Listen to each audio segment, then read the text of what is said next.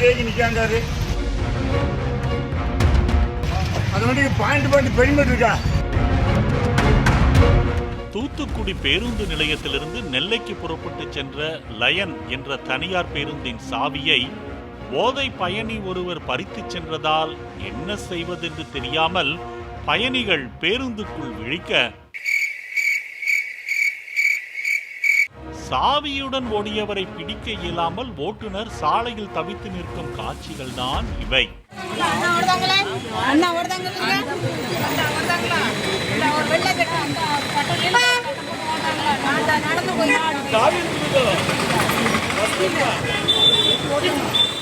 பேருந்து தூத்துக்குடி தென்பாகம் காவல் நிலையம் முன்பு உள்ள சாலையில் நிறுத்தப்பட்டதால் பயணிகளின் தவிப்பு அறிந்து போலீசார் விரைந்து வந்தனர்.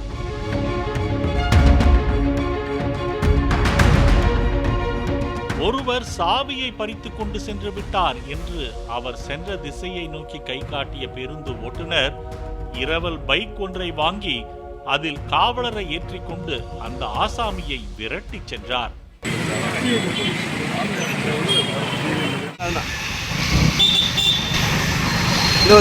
ஓடினால் அடையாளம் கண்டு கொள்வார்கள் என நினைத்து தெருவில் நிதானமாக நடந்து சென்ற அந்த ஆசாமியை மடக்கி பிடித்த போலீசார் பேருந்து சாவியை ஏன் எடுத்தா என்றதும், எங்க ஊரு வள்ளநாட்டில் பஸ் நிற்காதுன்னு சொல்றாங்க, இந்த பஸ்ஸுக்கு பாயிண்ட் டு பாயிண்ட் உரிமம் இருக்கா என்று பாயிண்ட் பிடித்து பேச ஆரம்பித்தார் அந்த ஆசாமி. வள்ளம் தேக்கி நிற்காங்காரு. பாயிண்ட் பெருமைட்டு இருக்கா. பாயிண்ட் பெருமைட்டு இருக்கா. அந்த வண்டிக்கு அது வண்டிக்கு பாயிண்ட் பெருமைட்டு இருக்கா. பயப்பிடிச்சிட்டான். எல்லாம் டெக்னாலஜி.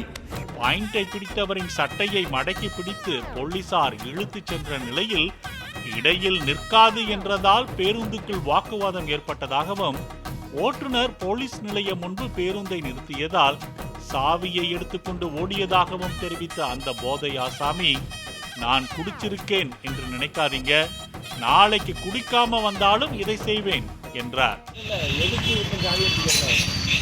அவர் ஸ்டேஷன் போறாரு. சரி, இங்க வாங்க, ஸ்டேஷன் போனா உங்களுக்கும் பிரச்சனை எனக்கும் பிரச்சனை, அவங்களுக்கும் பிரச்சனை எனக்கும் பிரச்சனை.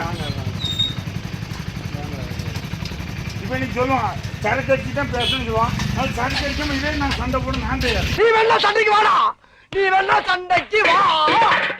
அப்படியே வாங்க உள்ள போய் பேசலாம் என்று போலீசார் அந்த ஆசாமியை காவல் நிலையத்திற்குள் அழைத்து சென்றனர். இதன் காரணமாக இடைநில்லா பேருந்து அரை மணி நேரத்திற்கு மேலாக நடுவழியில் நிற்க வேண்டிய நிலை ஏற்பட்டது. பாலிமர் செய்திகளுக்காக தூத்துக்குடி செய்தியாளர் ஷேக் மதார் மற்றும் வேல்ராஜ்.